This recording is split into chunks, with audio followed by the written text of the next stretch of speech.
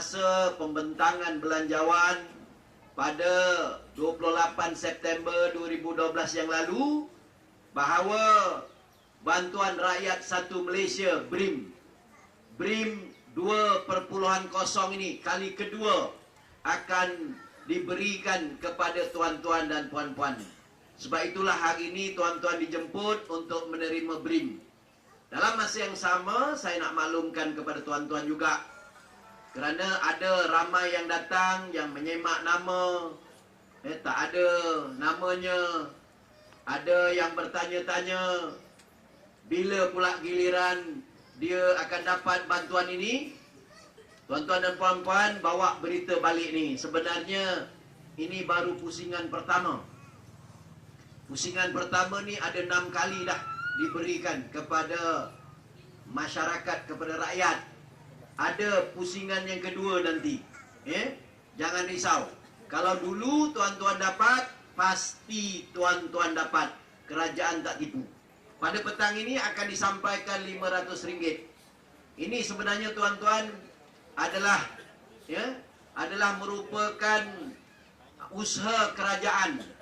Apabila kerajaan dapat mengurus negara dengan baik, mendapat pendapatan yang berlebihan, maka pendapatan yang lebih ini diberi kepada tuan-tuan dan puan-puan. Sebab ada orang mengatakan bahawa BRIM atau bantuan RM500 ini adalah merupakan kerajaan dapat keuangan daripada macam-macam sumber. Ada yang sebut bantuan daripada negara luar lah. Ada yang menyebut bahawa kerajaan guna duit tuan-tuan. Tidak. Tetapi kerajaan dapat mengurus negara dengan baik. Dengan cara mengurus negara inilah maka pendapatan negara mempunyai lebihan, dan lebihan ini diberikan kepada tuan-tuan dan puan-puan. Apabila negara aman, tuan-tuan, maka pelabur pun akan datang ke dalam negara kita. Berbagai-bagai pelaburan dibuat, dan melalui pelaburan inilah kita mendapat keuangan. Kerana apa, tuan-tuan? Kerana pelabur bayar macam-macam. Bayar cukai, bayar macam-macam lah. Apabila dia nak mendirikan kilang, berbagai-bagai dia bayar, dan akhirnya kita mendapat pendapatan, dan pendapatan ini digunakan untuk pembangunan negara.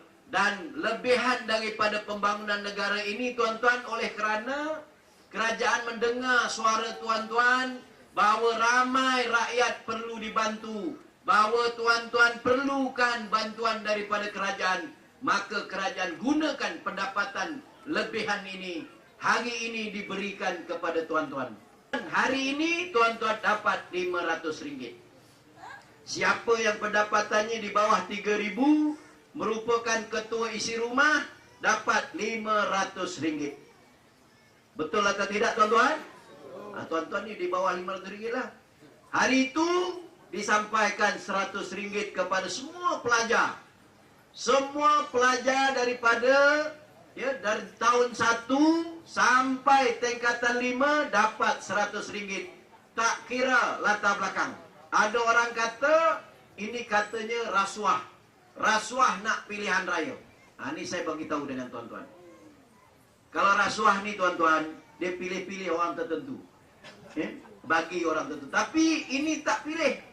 Kalau tuan-tuan layak, macam pelajar contoh. Pelajar ni, tuan-tuan, daripada tahun 1 sampai tingkatan 5 semua dapat.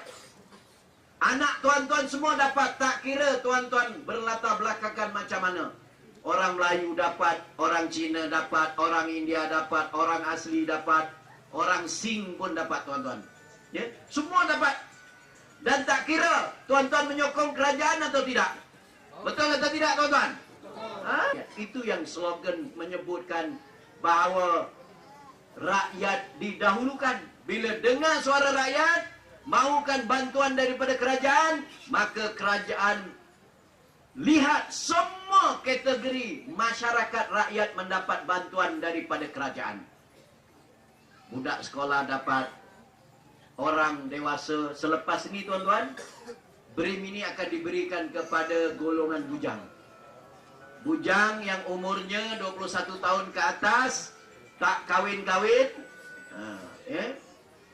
pendapatannya di bawah 2.000 akan dapat bantuan BRIM ini Rp250. Uang Rp500 nih tuan-tuan, ya.